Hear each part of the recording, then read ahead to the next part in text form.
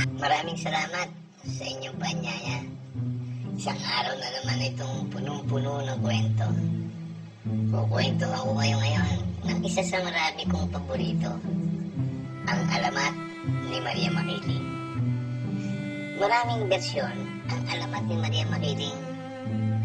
Marami ding iba't ibang istorya. Ang kwento ko ngayon ay isa sa mga naunang bersyon. Gusto ko itong bigyang pamagat na Ang Pag-ibig ni Maria Makiling. Si Maria Makiling ay isang napakagandang diwata. Nakatira siya sa bundok. Sa bundok Makiling. Isang bundok na nakalusong ang mga paa sa lawa ng bae. Sinisinta siya ng mga naninirahan sa mga nayon na nakapaligid sa bundok. Madalas siyang namamasyal sa kanayunan, lalo na't katatapos lamang ang bagyo.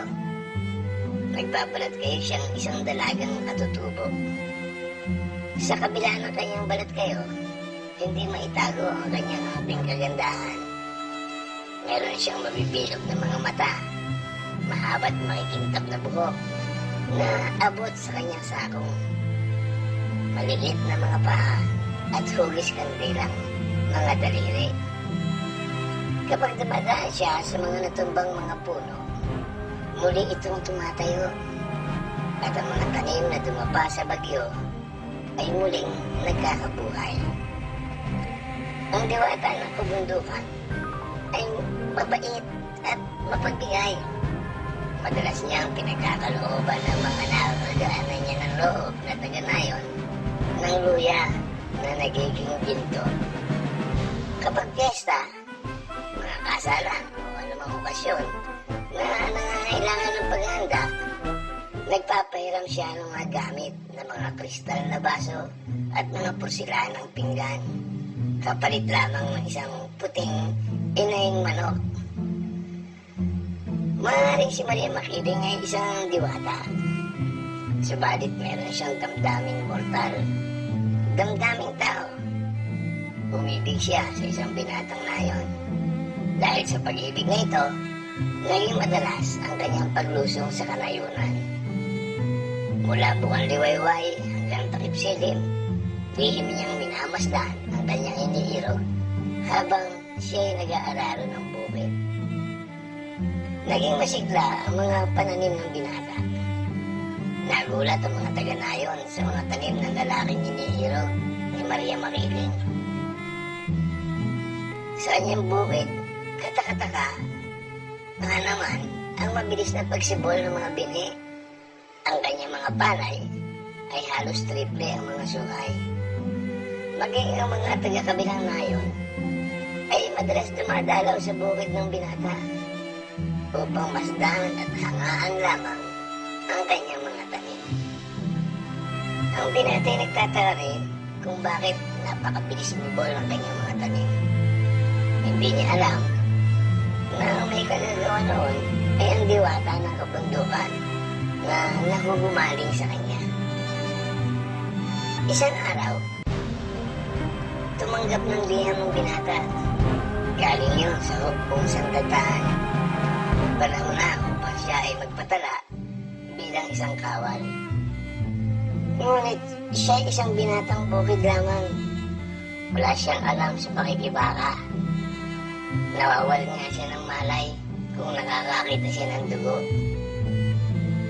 May nakapagsabi naman na ayon sa batas, hindi kabilang sa atas ang mga may asawa. Ang ibig sabihin, kung mag-aasawa siya, libre na siya. Nagbalik sa kanyang alaala ang kanyang kabataan. Meron siyang kababatang naging kasintahan at kanyang pinanghakuan na pakakasalan pagdating nila sa wastong gulang. Maaring ito nga ay isang larong bata lamang. Subalit ano pa nga ba ang magandang dahilan para siya makaiwas sa pagiging kawal? Kaya't binalikan niya ang kanyang kababata at hiningi niya ang kanyang kamay. Pumayag naman ang dalaga, ang dating kasintahan, at itinakda ang kasalan. Narinig ni Maria Makiling ang itinak ng kasal. Kaya't nalungkot siya at nagdalang hati. Luha ang tinagpo niya ang sinisintang binata na may dala siyang regalong ginto, makinang na alahas at damit pangkasal na pinurdahan ng sinulit na pilak at tinampukan ang maliliit na brilyante. Mula sa kawalan, nagpakita siya sa binata na noon ay nasa landas patungo sa kanyang kasintahan. Nagsalita si Maria Makiling. Sabi niya, "Hindi mo binigyan ng pansin ang aking pagmamahal. Akala ko'y napaligaya kita. Pinasigla ko ang iyong mga tanim sa pag-aakalang hindi katutuwa mo at iibigin mo ako pagdating ng panahon. Isa kang ng tunay na kapital. Tanggapin mo na lamang ang aking alay sa iyo nang kahit na paano manatili ako sa iyong alaala." Pagkatapos noon, naglaho na si Maria Makiling sa dilim. Ibinigay ng binata ang mga alay ni Maria Makiling sa kanyang nobya. Subalit tumanggi itong isuot ang damit pangkasal. Mula noon, si Maria Makiling ay hindi na nagpakitang muli sa nayon at ang kanyang inialay sa binata ay naglaho rin parang bula.